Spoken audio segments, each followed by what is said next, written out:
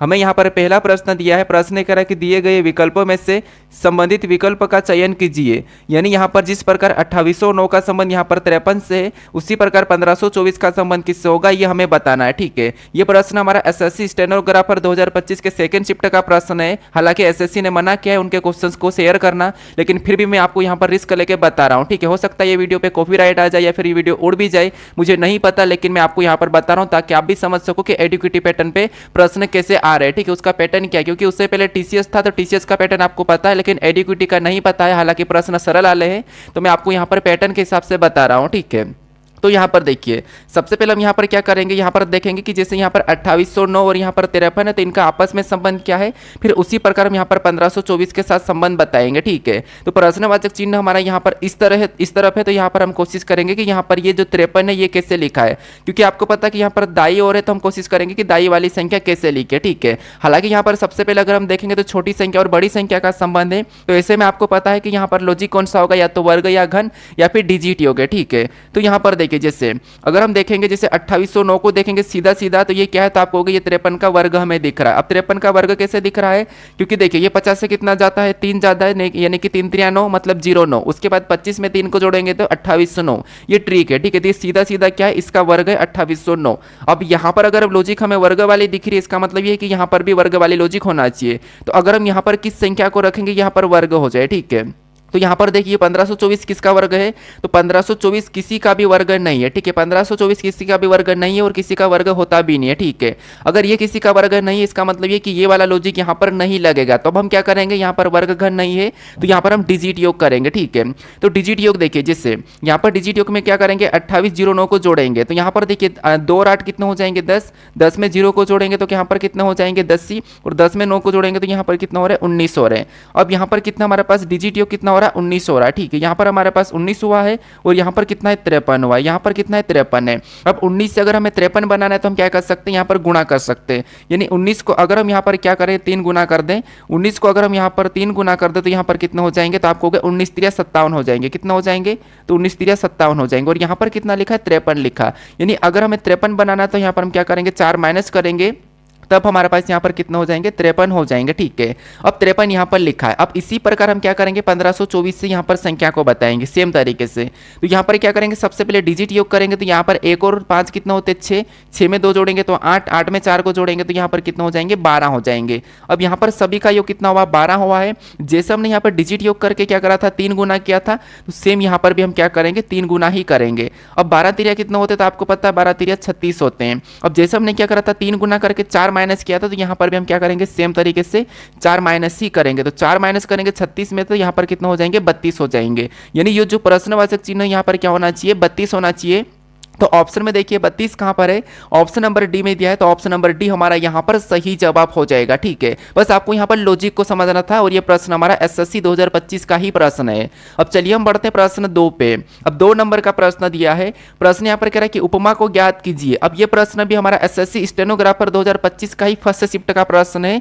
अब ये हमारा एनालॉजी का ही प्रश्न है, लेटर एनालॉजी का प्रश्न है, लेकिन प्रश्न क्या कह रहा है, उपमा को ज्ञात कीजिए। तो ये नए पैटर्न का प्रश्न है। ठीक है, तो यहाँ पर देखिए, यहाँ पर भी हम सबसे पहले जैसे प्रश्नवाचक चिन्ह हमारा इस तरफ है, तो हम कोशिश करेंगे कि इन लेटरों से ये लेटर कैसे लिखा है, फिर हम उसी प्रकार यहाँ पर बताएंगे। ठीक है, तो हर किसी प्रश्नों को आप खुद से भी सोल्व करने की कोशिश करना, क्योंकि यहाँ पर मैं जितने भी प्रश्न लिया हूँ सभी के सभी नए पैटर्न पे प्रश्न है। ठीक है, तो यहाँ पर देखिए, हालांकि मैं पहले भी नए पैटर्न पे ही ले रहा था, लेकिन वहाँ पर मैं आपको डेट डाल के नहीं बता रहा था कि ये प्रश्न यहाँ पर पूछा गया था, लेकिन मुझे लगा कि मुझे बता देना चाहिए अभी कि मैं आपको यहाँ पर जितने भी प्रश्न करवाता हूँ सभी के सभी लेटेस्ट है, यानी कि नए पैटर्न पे। ठीक है, तो यहाँ पर देखिए, सबसे पहले क्या करेंगे, हम एक एक लेटर को देखेंगे। जैसे यहाँ पर एल से, क्योंकि यहाँ पर हमारे पास लाइट है, ठीक है, इनका संबंध इन लेटरों से, तो यहाँ पर हम क्या करेंगे, यहाँ पर एक एक लेटर को इधर देखेंगे। तो यहाँ पर देखिए, जैसे यहाँ पर क्या करेंगे, एल से एम, अगर हम एल से एम को देखें तो 1 प्लस, फिर आई से जे को देखें तो यहाँ पर भी 1 प्लस, जी से जी को देखें तो ये वैसा की वैसा लिखा है। ठीक है, फिर एच से एस को देखेंगे तो ये भी वैसा की वैसा लिखा है। यानी कि हमें यहाँ पर लॉजिक क्या दिख रहा है, देखिए,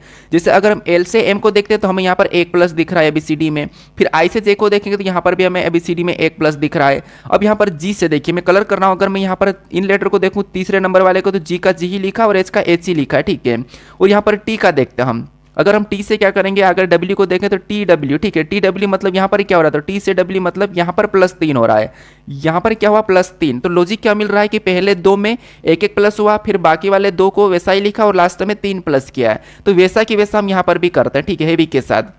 तो सबसे पहले क्या करेंगे, +1 करेंगे। तो +1 करेंगे तो एच के बाद क्या आता है, आई आता है, क्या आता है आई। और ई में भी क्या करेंगे, +1 करेंगे, तो यहाँ पर भी +1 करेंगे। वैसे आई हमारे पास एक ही ऑप्शन में है तो ये हम लगा के आगे बढ़ सकते हैं, लेकिन मैं आपको यहाँ पर सेम बता रहा हूँ। तो ई के बाद क्या आएगा, एफ आएगा, तो यहाँ पर एफ आ जाएगा। उसके बाद हमें 2 लेटर को वैसा की वैसा लिखना है, जैसे ए भी वैसा आ जाएगा, यहाँ पर ए को लिखते हैं। उसके बाद वी भी वैसा आ जाएगा, तो यहाँ पर वी को भी लिख लेते हैं, ठीक है। उसके बाद लास्ट में हमें क्या करना है, इस लॉजिक के हिसाब से 3 प्लस करना है। तो वाई में जब हम 3 को प्लस कर देंगे तो आपको पता है वाई जेड ए बी, मतलब यहाँ पर बी आ जाएगा वापस से। तो ये वाला ऑप्शन में कहाँ पर दिया है, तो आपको पता है सी में दिया है, तो ऑप्शन नंबर सी हमारा यहाँ पर सही जवाब हो जाएगा, ठीक है। बस हमें यहाँ पर लॉजिक क्या है, कितना प्लस हुआ, कितना माइनस हुआ या फिर विपरीत हुआ, ये चीजें पता करके आपको यहाँ पर क्या करना है, सोल्व करना है, ठीक है। अब चलिए हम बढ़ते प्रश्न 3 पे। अब 3 नंबर का प्रश्न दिया, ये तीनों प्रश्न हमारा एनालॉजी का ही प्रश्न है और एनालॉजी सबसे ज्यादा अभी इस वाले पैटर्न में पूछा जा रहा है, ठीक है। मतलब एनालॉजी सबसे ज्यादा पूछा जा रहा है अभी नए वाले एडीक्यूटिव में।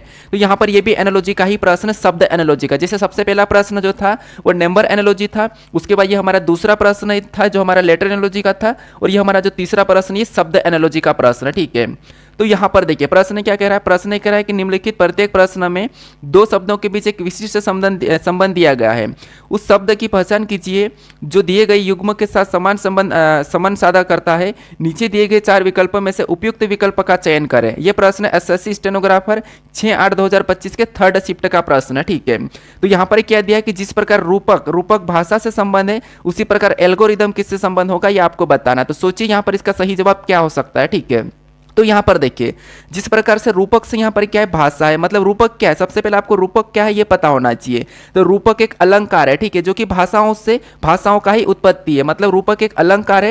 मतलब उसी प्रकार जो एल्गोरिदम है ये क्या है, तो ये आपको पता होना, जैसे यहाँ पर यूट्यूब या कोई सोशल मीडिया है उस पर एल्गोरिदम काम करता है, ठीक है। तो एल्गोरिदम एक क्या है, एक कंप्यूटर है का, तो नहीं, एल्गोरिदम एक कंप्यूटर नहीं है, एक प्रक्रिया भी नहीं है। हालांकि आप प्रक्रिया सोचा होगा या अपना प्रक्रिया लगाया भी होगा, लेकिन एल्गोरिदम एक प्रक्रिया नहीं है, तो ये वाला तो नहीं होगा। उसके बाद यहाँ पर अंकशास्त्र था, अंकशास्त्र भी एल्गोरिदम नहीं है। एल्गोरिदम एक अनुदेश है, क्या है, अनुदेश है। तो अनुदेश का मतलब क्या होता है कि मतलब चरण में मतलब समझना है कि जैसे मैं क्या बताऊं आपको कि जैसे कोई चीज़ कहीं चल रही है तो उसे हम समझते हैं, किसके साथ कैसा क्या व्यवहार है, इनके साथ किस प्रकार का जो भी है उसे हम समझते हैं, उसे अनुदेश कहते हैं, ठीक है। तो ये चरणों का चरण है। तो इसीलिए यहाँ पर ऑप्शन नंबर हमारा कौन सा वाला हो जाएगा, डी वाला सही जवाब होगा कि एल्गोरिदम का संबंध अनुदेश से होगा, ठीक है, ऑप्शन नंबर डी। अब चलिए हम बढ़ते हैं प्रश्न 4 पे। अब 4 नंबर का प्रश्न दिया है। प्रश्न यहाँ पर क्या कह रहा है, प्रश्न कह रहा है कि श्रृंखला में अगली संख्या ज्ञात करें। यानी यहाँ पर हमारे पास संख्याओं की एक श्रृंखला श्रेणी दी है, इसी में एक प्रश्नवाचक चिन्ह दिया है, यहाँ पर कौन सी संख्या होगी ये आपको बताना है। तो यहाँ पर देखिए बाकी मैंने एसएससी 2026 के लिए, एसएससी 2026 यानी कि एसएससी की अब जितनी भी एग्जाम होगी उस नए पैटर्न पे मैंने मैराथन के लिए तैयार कर लिया हूँ। तो मैराथन आपको बहुत जल्दी मिलने वाली है, तो वो मैराथन आप देखना कभी भी ना भूला, ठीक है। हालांकि अगर आपने चैनल को सब्सक्राइब नहीं किया तो चैनल को सब्सक्राइब कर लीजिए, और वीडियो को लाइक नहीं किया तो लाइक भी कर दीजिए, ठीक है। लेकिन चैनल को सब्सक्राइब करके रख लीजिए, वहां पर मैं लगभग आपको 200 से भी ज्यादा, मतलब 250 से भी ज्यादा क्वेश्चंस लाने वाला हूं, और वहां पर पूरे की पूरे प्रश्न नए पैटर्न के, ठीक है। तो जो एसएससी 2026 यानी कि जैसे अभी दिल्ली पुलिस की एग्जाम में ड्राइवर, दिल्ली पुलिस ड्राइवर या दिल्ली पुलिस हेड कांस्टेबल, उसके बाद दिल्ली पुलिस की जो भी एग्जाम है, ठीक है, उसके अलावा जो एसएससी जीडी हो स्पेशली, उसके बाद वापस से जो एमटीएस होने वाली या सीएचएसएल होगी 2026 की, उसके हिसाब से, उस पैटर्न के हिसाब से मैंने वहां पर क्वेश्चंस लिया हूं। तो उस मैराथन को जरूर देखना, ठीक है, लगभग 4 से 6 घंटे की है, तो उसे जरूर देखना। मैं आपको कम से कम 1 से 2 दिन में, कल या आपको परसों मिल जाएगी, ठीक है। तो वो मैराथन देखना कभी भी ना भूले। याद रखना क्या देखोगे, मैराथन। अगर आप यहाँ पर देख रहे हो कि हाँ हम जरूर मैराथन देखें तो थोड़ा सा मुझे कमेंट कर देना कि हम मैराथन के लिए वेट करेंगे। प्लीज मुझे इतना कमेंट कर दो कि हम मैराथन के लिए वेट करेंगे। इस कमेंट को कर दो तो मैं यहां पर समझ जाऊंगा कि आप वेट कर रहे हो, ठीक है। तो मैराथन के लिए वेट करेंगे ये मुझे कमेंट कर दो, ठीक है, क्योंकि मैं आपको 1 या 2 दिन में मैराथन दे दूंगा, ज्यादा लंबा नहीं खींचूंगा, 2 दिन में आपको मैराथन मिल जाएगी।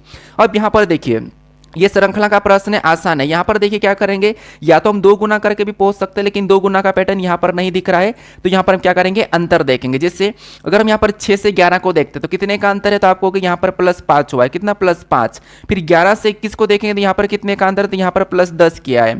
फिर 21 से 36 को देखेंगे तो यहाँ पर क्या है, तो यहाँ पर 15 का अंतर। वैसे आपने सोल्व किया होगा, मैंने इतनी बात की, उसके साथ आपको सोल्व करना चाहिए। फिर यहाँ पर 36 से 56 को देखेंगे तो यहाँ पर +20 का है, ठीक है, यानी कि +20 किया है। तो पैटर्न देखिए 5 प्लस 10 प्लस 15 प्लस 20 प्लस, यानी अगली संख्या बताने के लिए हमें क्या करना होगा, यहाँ पर पैटर्न के हिसाब से 25 प्लस करना होगा। तो 56 में जब हम 25 को प्लस करेंगे तो यहाँ पर कितना हो जाएंगे, 5 6 कितने होते हैं, 5 6 11, 11 का 1 हासिल का 1, और 5 और 2 कितने होंगे, 7, 7 में 1 को जोड़ेंगे तो 8, मतलब 25 प्लस करेंगे तो यहाँ पर कितने हो जाएंगे, 81 हो जाएंगे। ऑप्शन में देखिए 81 कहाँ पर है, ऑप्शन नंबर बी में दिया है, तो ऑप्शन नंबर बी हमारा यहाँ पर सही जवाब हो जाएगा। ठीक है, कौन सा, ऑप्शन नंबर बी। अब चलिए हम बढ़ते हैं प्रश्न 5 पे। अब 5 नंबर का प्रश्न दिया, ये भी हमारा श्रृंखला का ही प्रश्न है। प्रश्न कह रहा है कि श्रृंखला में लुप्त पद ज्ञात कीजिए, मतलब ये भी हमारा एसएससी का ही प्रश्न है। ठीक है, यानी यहाँ पर हमारे पास लेटर सीरीज है, लेटर सीरीज में यहाँ पर लुप्त है, तो यहाँ पर कौन से लेटर होंगे ये आपको बताना है। तो मैंने आपको बता रखा कि लेटर सीरीज में भी आपको क्या करना है, एक एक लेटर को चेक करना है। एक लेटर के एक बार देखोगे तो आपको यहाँ पर आसानी से पैटर्न दिखेगा। कैसे देखिए, जैसे एक एक को देखेंगे, एस के बाद क्या करेंगे, टी को देंगे तो एस टी के बाद यू को देंगे तो एस टी यू, तो अगला क्या आना चाहिए, तो यहाँ पर तो एबीसीडी का पैटर्न चल रहा है, इसका मतलब है कि एस टी यू वी, तो यहाँ पर क्या आ जाएगा, वी आ जाएगा। ठीक है, और वी अगर हम ऑप्शन में देखेंगे तो केवल सी में दिया है, तो ये वाला लगा के हम आगे बढ़ सकते हैं। लेकिन वी के बाद क्या आना चाहिए, डब्ल्यू, तो यहाँ पर डब्ल्यू, मतलब यहाँ पर डब्ल्यू आना चाहिए, तो डब्ल्यू दिया है। अब उसके बाद क्या करेंगे, दूसरे को देखेंगे, दूसरा क्या है, तो यहाँ पर सी के बाद क्या है, ई, मतलब 2 प्लस, ई के बाद क्या है, जी है तो 2 प्लस, और जी के बाद अगला 2 प्लस कर देंगे तो यहाँ पर क्या आ जाएगा, आई, और आई में 2 प्लस करेंगे तो के हो जाएगा, तो के यहाँ पर है। अब तीसरा देखते हैं, तीसरा क्या है, डी के बाद यहाँ पर एफ है, मतलब 2 प्लस, एफ के बाद एच है, मतलब 2 प्लस, एच के बाद अगला लाने के लिए 2 प्लस करेंगे तो यहाँ पर जे हो जाएगा, और जे में 2 प्लस करेंगे तो यहाँ पर एल दिया है, तो यहाँ पर क्या होगा, वी आई जे। पहले ही बताया था कि ऑप्शन नंबर सी में दिख रहा है, तो ऑप्शन नंबर सी हमारा यहाँ पर सही जवाब हो जाएगा। ठीक है, कौन सा, ऑप्शन नंबर सी। अब चलिए हम बढ़ते हैं प्रश्न 6 पे। अब 6 नंबर का प्रश्न दिया है, प्रश्न क्या कह रहा हमें, प्रश्न कह रहा है कि इनमें से विषम को पहचाने। ये प्रश्न देखिए एसएससी सीपीओ सेकंड शिफ्ट का 11/12/2025 का प्रश्न है, और यही प्रश्न same SSC steno 8/8/2025 third shift में पूछा था। तो देखो जो प्रश्न यहाँ पर एसएससी स्टेनो में पूछ सका था, यानी कि एसएससी स्टेनोग्राफर में पूछ सका था, वही की वही प्रश्न सेम उठकर एसएससी सीपीओ में आया। तो सोचो, यानी कि यहाँ पर रिपीट हो रहा है। ठीक है, सोचो यहाँ पर रिपीट हुआ, और रिपीट एक नहीं बल्कि हर कोई प्रश्न ज्यादा से ज्यादा प्रश्न रिपीट हो रहे हैं। तो ये सेम प्रश्न, हालांकि आप आंसर की देख लेना, जब आंसर क्या है तो देख लेना, अगर आपको मुझ पे यकीन नहीं हो तो आप खुद चेक कर लेना। ठीक है, कि ये जो प्रश्न एसएससी स्टेनो में पूछा था वही की वही प्रश्न एसएससी सीपीओ में उठकर आया, वैसा की वैसा। और कितना आसान प्रश्न है। प्रश्न क्या है, प्रश्न कह रहा है कि इनमें से विषम को पहचाना, यानी यहाँ पर अमेजन दिया है, नील दिया और गंगा दिया और एवरेस्ट दिया, और हमें यहाँ पर बताना है कि इनमें से विषम कौन है। तो कितना आसान है, यहाँ पर सभी की सभी हमारे पास 3, जैसे अमेजन एक नदी है, नील एक नदी है, गंगा भी एक नदी है, लेकिन एवरेस्ट क्या है, एक पर्वत है। एवरेस्ट एक पर्वत है, तो यही इन तीनों से विषम है, यही विषम है, तो यही वाला हमारा यहाँ पर सही जवाब होगा। तो ऑप्शन नंबर यहाँ पर हमारा डी वाला सही जवाब हो जाएगा। ठीक है, बहुत आसान प्रश्न है, लेकिन रिपीट हो रहा, तो सोचो कि कितना आसान है। अब चलिए हम बढ़ते हैं प्रश्न 7 पे। अब 7 नंबर का प्रश्न दिया है। अब प्रश्न क्या कह रहा है, प्रश्न कह रहा है कि कौन सा समूह अन्य से अलग है। ये भी सेम प्रश्न उसी शिफ्ट में जो एसएससी स्टेनोग्राफर में पूछा गया प्रश्न था, उस सेम एसएससी सीपीओ 11/12/2025 को ही पूछा था। और यहां पर भी आपको इनमें से विषम को पहचानना, मतलब 4 संख्या दी है और 4 में से एक अलग है, उसकी पहचान करना। तो इतना आसान है कि सीधा सीधा वर्ग दिया, आप आसानी से पता कर लोगे। कैसे देखिए, जैसे यहां पर देखेंगे 64 को, तो 64 क्या है, तो आपको 8 का वर्ग है, लेकिन ये क्या है, यहां पर देखा जाएगा तो सॉरी ये 4 का घन है। ठीक है, क्या है, ये 4 का घन है। फिर यहाँ पर अगर हम देखेंगे 125 को, तो ये क्या है, तो ये 5 का क्या है, तो आप कहोगे ये हमारा 5 का घन है, ये क्या है, 5 का घन है।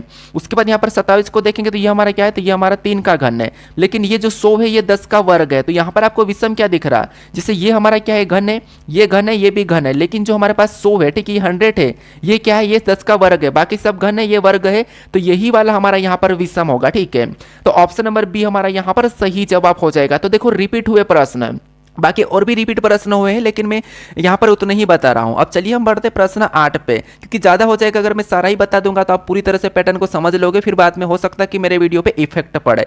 हो सकता है, वैसे तो नहीं पड़ेगा मुझे लग रहा है, लेकिन हो सकता है। ठीक है, वैसे आपका सपोर्ट है, मुझे कोई दिक्कत नहीं। अब ये प्रश्न देखिए, प्रश्न क्या कहा था, कोडिंग रिकोडिंग का प्रश्न है। प्रश्न का कि कोडिंग नियम के अनुसार सम अंक समाप्त होने वाले रोल नंबर बेच 1 है और विषम अंक पर समाप्त होने वाले रोल नंबर बेस 2 है के 2 के है तो 1 और 2 के रोल नंबर की पहचान करें। मतलब प्रश्न कैसा है यार, कैसे समझेंगे? यहाँ पर हमें पहचान करना है। तो कुछ लोग क्या करेंगे, जैसे देखेंगे कि CD, उसके बाद EF, उसके बाद AB और यहाँ पर GI, मतलब GH होना चाहिए, लेकिन यहाँ पर F है, तो ये वाला सही जवाब करके आप लगा के आगे बढ़ जाओगे। लेकिन प्रश्न गलत हो जाएगा, क्योंकि यहाँ पर प्रश्न ऐसा कहा ही नहीं कि आपको यहाँ पर अलग देखना है। प्रश्न ने यहाँ पर हमें रोल नंबर में एग्जाम्पल दिया है। कैसे देखिए, जैसे इसका ये कहना है कि कोडिंग नियम के अनुसार सम अंक पर समाप्त होने वाला रोल नंबर बैच 1 है। मतलब सम अंक पर समाप्त होने वाला, तो सम अंक पर समाप्त होने वाला कौन सा विकल्प है? यानी कि बैच 1, बैच 1 मतलब पहला वाला, तो ये वाला तो विषम पे हो रहा है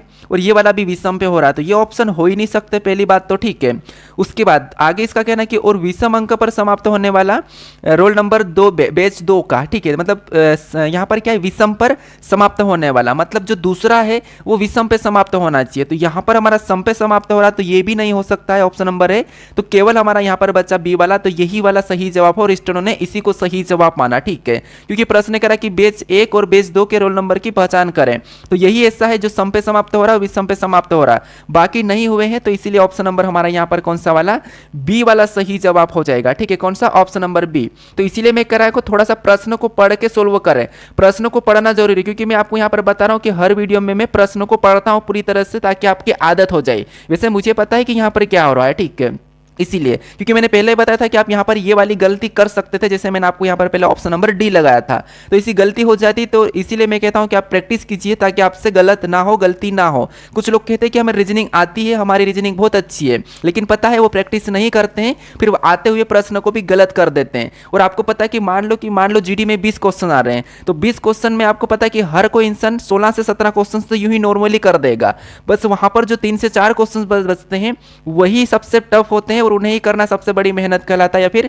सबसे बड़ी प्रैक्टिस होती है। और उसी 3 से 4 क्वेश्चंस के लिए हमें डेली प्रैक्टिस या फिर डेली हमें पढ़ना होता है, ठीक है। बाकी हालांकि क्वेश्चंस को हर कोई कर देता है। अब चलिए हम बढ़ते हैं प्रश्न 9 पे। अब 9 नंबर का प्रश्न दिया है।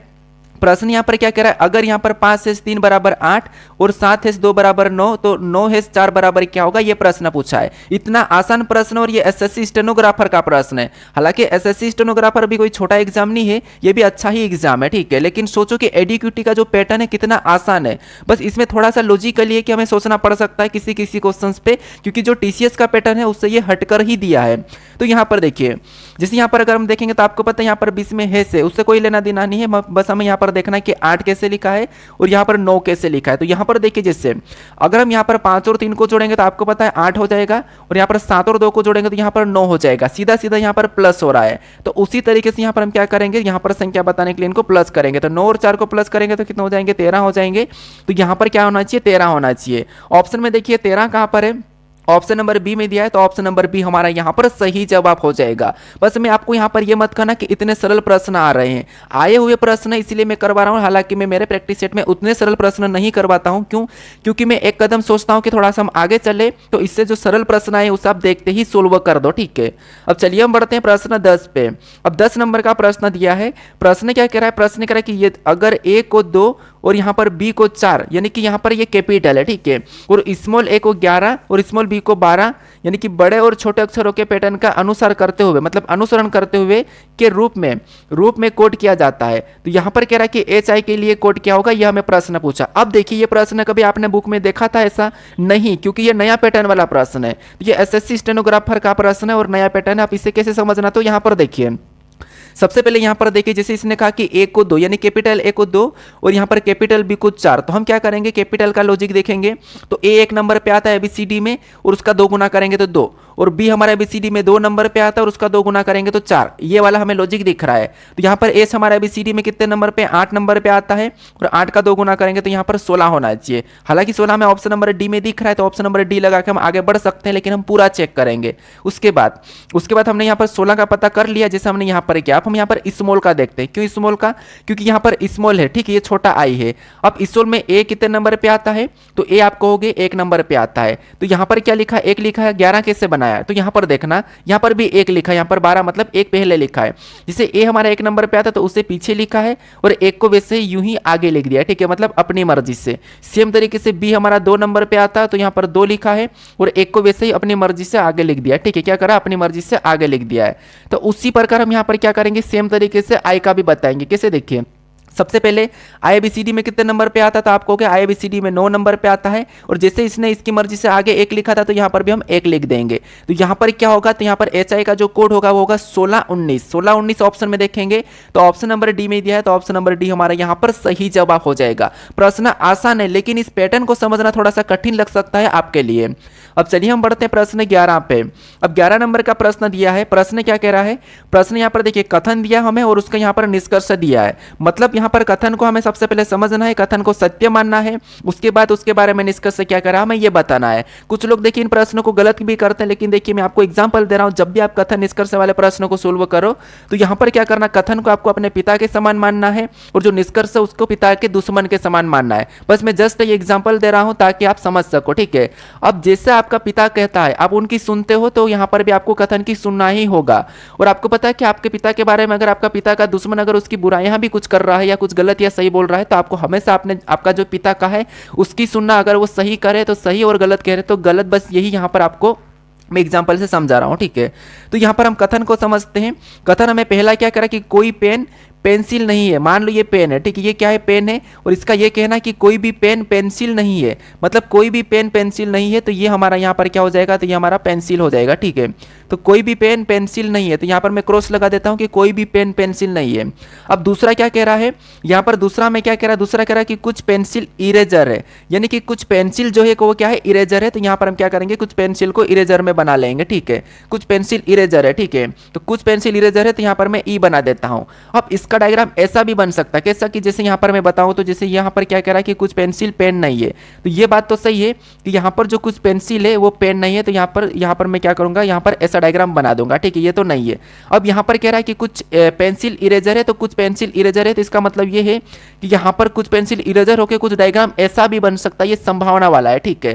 तो यहाँ पर ये ई वाला मतलब डायग्राम ऐसा भी बन सकता है। अब देखिए यहाँ पर हम देखते हैं ये वाला है, ठीक है, ये या वाला है। अब देखिए जैसे अगर हम यहाँ पर देखेंगे इनके निष्कर्ष को, तो निष्कर्ष क्या है, निष्कर्ष है कि कुछ इरेजर पेन नहीं है। यहाँ पर क्या कह रहा है पहला वाला कि कुछ इरेजर पेन नहीं है, यहाँ पर कह रहा है कि कुछ इरेजर पेन नहीं है। तो यहाँ पर हमें वैसे तो स्पष्ट रूप से दिख रहा है कि कोई भी इरेजर है वो पेन नहीं है, लेकिन मैंने क्या कहा था कि अगर कथन में अगर आपके पिता ने कहा ही नहीं, मतलब आपके पिता ने अगर किसी के बारे में अच्छा या बुरा कहा ही नहीं, तो आप कैसे कह सकते हो, ठीक है। तो इसीलिए बस आप यहाँ पर कहो कि हम ना तो इसको नहीं कह सकते और नहीं है कह सकते, ठीक है। तो हालांकि यहाँ पर कह रहा है कि कुछ इरेजर पेन नहीं है, तो यहाँ पर दिख रहा है, लेकिन हम एक नहीं कह सकते, तो ये गलत है, ठीक है, इसको भी गलत मानते, इसको छोड़ो, अभी हम दूसरे पे जाते हैं। दूसरा कह रहा है कि कोई पेन इरेजर नहीं है, यहाँ पर कह रहा है कि कोई भी पेन इरेजर नहीं है, इसका कहना है कि कोई भी पेन, हाँ यहाँ पर कह रहा है कि कोई भी पेन इरेजर नहीं है, तो हम कुछ कह सकते हैं लेकिन कोई भी नहीं कह सकते हैं, ठीक है। अब यहाँ पर आपको आंसर मिलेगा, क्योंकि देखिए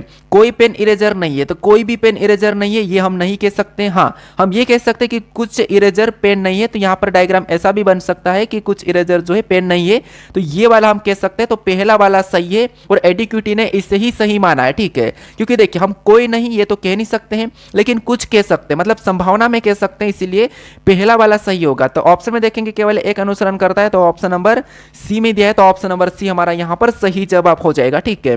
अब चलिए हम बढ़ते हैं प्रश्न 12 पे। अब 12 नंबर का प्रश्न दिया, ये प्रश्न उसी टाइप का प्रश्न है। प्रश्न करा कि कथन से तार्किक रूप से निम्नलिखित में से कौन सा निष्कर्ष निकाला जा सकता है। अब यहाँ पर हमें कोई अनुसरण कर रहा है या फिर पहला और दूसरा ऐसा नहीं दिया है, यहाँ पर क्या करा कि सभी से फल है और कुछ फल खट्टे हैं। अब इसके बारे में यहाँ पर हमें बताना है कि जैसे ये 4 ऑप्शन दिए इनमें से कौन सा जो निष्कर्ष निकाला जा सकता है, ठीक है। तो यहाँ पर देखिए सबसे पहले हम इसे ही समझेंगे कि इसका कहना कि सभी सेब, यानी यहाँ पर मैं सेब बना देता हूँ, जैसे ये जितने भी ये सेब है, ठीक है, इसका ये कहना कि सभी की सभी सेब क्या है, ये बोल रहा है कि सभी की सभी सेब क्या है, तो इसका कहना कि सभी की सभी सेब फल है, ठीक है।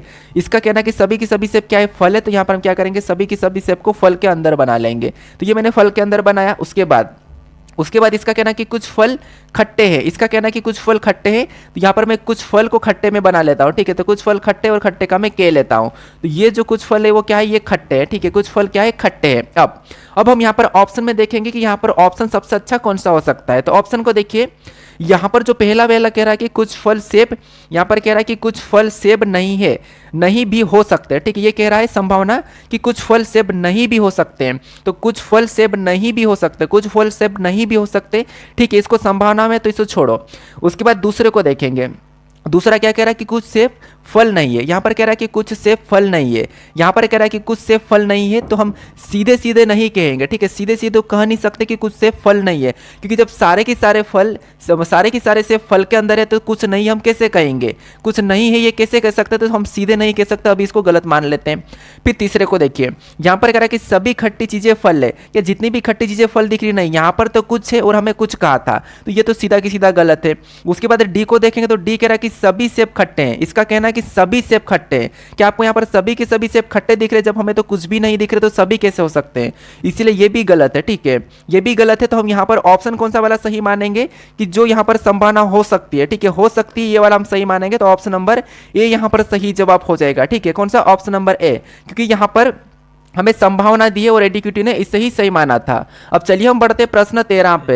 अब 13 नंबर का प्रश्न दिया है। प्रश्न यहाँ पर क्या कह रहा है, प्रश्न कह रहा है कि निम्नलिखित कथन को ध्यान से पढ़े और निष्कर्ष निकाले। अब यहाँ पर ऐसा है कि जो मानसिक अभिरुचि यानी कि हम मेंटल एप्टीट्यूड कहते हैं, उस प्रकार के प्रश्न अभी हाल ही में एसएससी पूछ रही है, तो उसकी आप जरूर प्रैक्टिस कर लेना। हालांकि मैं बता दूंगा कि मानसिक अभिरुचि में आपको कैसा क्या सोचना है, क्योंकि जैसे एक प्रश्न अभी पूछा था कि मान लो कि शहर में मतलब एक हमें ग्रेट उड़ जाती है, ठीक है, मतलब ट्रांसफार्मर की ग्रेट उड़ जाती है, तो हमें शहर या गांव की बिजली में कटौती करना होगा। तो कटौती करना होगा तो वहां पर हम क्या करेंगे कि जैसे कटौती करना होगा तो किस जगह की लाइट को हम ऑफ करेंगे, ठीक है, किस जगह की लाइट को ऑफ करेंगे ये हमें बताना था। क्या मतलब किस जगह की लाइट को हम ऑफ करेंगे, तो वही, ठीक है। तो यहाँ पर देखिए, सबसे पहले यहाँ पर तो हमें कथन को समझ के बताना होगा कि जैसे कथन क्या कह रहा है। कथन यहाँ पर कह रहा है कि सरकार को 14 वर्ष की आयु तक के सभी बच्चों को निःशुल्क शिक्षा प्रदान करनी चाहिए। इसका कथन का ये कहना है कि सरकार को 14 वर्ष की आयु तक के सभी बच्चों को निःशुल्क शिक्षा प्रदान करनी चाहिए, ठीक है। अब निष्कर्ष को हम समझते हैं। सबसे पहले देखिए, ये वाला एक बार और समझ लीजिए कि सरकार को 14 वर्ष की आयु तक के सभी बच्चों को निःशुल्क शिक्षा प्रदान करनी चाहिए, ठीक है, ये कह रहा है। अब इसके बारे में निष्कर्ष को पढ़िए। निष्कर्ष क्या कह रहा है कि शिक्षा प्रत्येक बच्चों का मूल अधिकार है। तो ये बात सही है कि कथन के हिसाब से ये सही है कि शिक्षा प्रत्येक बच्चे का मूल अधिकार है, इसलिए 14 वर्ष तक की आयु को सभी बच्चों को निःशुल्क करना चाहिए। तो पहला निष्कर्ष सही निकल रहा है। दूसरे को देखिए, दूसरा कह रहा है कि बड़ी संख्या में बच्चे बुनियादी शिक्षा से वंचित है। ये बात भी सही है कि बड़ी संख्या में बच्चे बुनियादी शिक्षा से वंचित है, इसीलिए तो वो कह रहा है कि 14 वर्ष तक की आयु के बच्चों को निःशुल्क शिक्षा प्रदान करनी चाहिए। तो दोनों की दोनों निष्कर्ष यहाँ पर सही है। तो ऑप्शन में देखेंगे तो ऑप्शन नंबर डी में दिया है, तो ऑप्शन नंबर डी यहां पर सही जवाब हो जाएगा, और ये भी हमारा स्टेनोग्राफर का ही प्रश्न है। अब चलिए हम बढ़ते हैं प्रश्न 14 पे। अब 14 नंबर का प्रश्न दिया है। प्रश्न कह रहा है कि दी गई जानकारी को ध्यानपूर्वक पढ़ें और प्रश्न में उल्लेखित व्यक्तियों के बीच सही संबंध पहचाने। मतलब ये हमारा रक्त संबंध का ही प्रश्न है। यहाँ पर कह रहा है कि रीता दीपा की माँ है, दीपा अमन की बहन है, अमन कबीर का पिता है। तो यहाँ पर कह रहा है कि रीता कबीर से किस प्रकार संबंधित है, यह हमें प्रश्न पूछा है। यह हमारा ब्लड रिलेशन का ही प्रश्न है, बस प्रश्न को बड़ा कर दिया है, पूछने के तरीके थोड़े से चेंज कर दिए, बाकी उसी तरीके से हमें सोल्व करना है, ठीक है। तो यहां पर देखिए, जैसे सबसे पहले इसका कहना है कि रीता दीपा की माँ है। जो रीता है वो दीपा की माँ है, तो यहाँ पर मैं बना लेता हूँ जैसे ये रीता है, ठीक है, रीता एक लड़की है, तो मैं यहाँ पर क्या करता हूँ, माइनस लगा देता हूँ। रीता दीपा की माँ है, दीपा की माँ है मतलब दीपा नीचे आ जाएगी, और दीपा भी लड़की है तो यहाँ पर भी माइनस लगा देता हूँ। उसके बाद दीपा अमन की बहन है। देखिए यहाँ पर हम क्या कर रहे हैं, सीधे सीधे मैं रीता नहीं लिख रहा हूँ, इसको दीपा मतलब डी और रीता मतलब आर बना रहा हूँ। और दीपा अमन की बहन है, ये अमन की बहन है, तो क्या करेंगे, अमन को इसके पास लिखेंगे, ये अमन एक लड़का है तो प्लस लगा देता हूँ। अब दीपा अमन की बहन है। उसके बाद आगे कह रहा है कि अमन कबीर का पिता है। जो अमन ये कबीर का पिता है, इसका मतलब ये कि कबीर नीचे आ जाएगा, तो अमन क्या है, कबीर का पिता है, तो ये कबीर हो गया, ठीक है, भी एक लड़का है। अब प्रश्न क्या कह रहा है, प्रश्न कह रहा है रीता कबीर से किस प्रकार संबंधित है। जो रीता है ये कबीर से किस प्रकार संबंधित है, यानी कि कबीर की रीता क्या लगेगी, तो आप कहोगे कबीर की रीता क्या लगेगी, तो आप कहोगे ये कबीर है, ठीक है, मतलब ये आप खुद हो, आप खुद कबीर हो, और आपका ये कौन है, पिता है। और ये अगर दीपा की ये माँ है तो आपकी भी माँ ही होगी, मतलब आपके पिता की भी माँ ही होगी, इसकी भी माँ होगी एक की। तो अगर आपके पिता की माँ कौन है, रीता है, तो आपके पिता की माँ आपकी क्या लगती है, तो आप कहोगे अपने पिता की माँ अपनी कौन लगती है, दादी लगती है। ऑप्शन में दे दी, देखिए दादी कहां पर है, तो यहाँ पर दादा दिया है, हालांकि यहाँ पर दादी होना था, टाइपिंग मिस्टेक है, तो ऑप्शन नंबर सी हमारा यहाँ पर सही जवाब हो जाएगा, ठीक है, कौन सा, ऑप्शन नंबर सी। अब चलिए हम बढ़ते हैं प्रश्न 15 पे, वो भी उसी टाइप का प्रश्न है, ठीक है। यहाँ पर देखिए प्रश्न क्या कह रहा है, प्रश्न कह रहा है कि अगर ए बी का भाई है और बी सी की माँ है तो ए का सी से क्या संबंध है, ये हमें प्रश्न पूछा है। हाँ, बहुत आसान प्रश्न है, ठीक है। यहाँ पर सीधा सीधा यहाँ पर देखिए, यहाँ पर क्या कह रहा है कि ए बी का भाई है, तो सिंपल सी बात है कि जो ए है ये क्या है, ये बी का भाई है, ठीक है। ए जो है क्या है, बी का भाई है, तो यहाँ पर हम क्या करेंगे, ए बी का भाई है तो ए बी का भाई बना लेंगे। फिर आगे प्रश्न कह रहा है कि और बी सी की माँ है, जो बी है ये सी की माँ है, तो यहाँ पर क्या करेंगे, सी को नीचे लिखेंगे, माँ है तो यहाँ यहाँ पर माइनस लगा लेंगे। बी सी की माँ है। अब प्रश्न कह रहा है कि ए का सी से क्या संबंध है, तो सिंपल सा है कि सी का ए क्या लगेगा, ठीक है। तो सी का ए क्या लगेगा, तो यहाँ पर देखिए सी खुद है, ठीक है। अब सी खुद है, आप खुद को लीजिए, और ये आपकी माँ है कौन, बी, और आपकी माँ का भाई आपका क्या लगेगा, तो आप कहोगे हमारी माँ का जो भाई होता है हमारा क्या लगता है, मामा लगता है। तो ऑप्शन नंबर में देखिए कहां पर है, तो ऑप्शन नंबर यहां पर देखिए बी में दिया है, तो ऑप्शन नंबर बी हमारा यहां पर सही जवाब हो जाएगा, ठीक।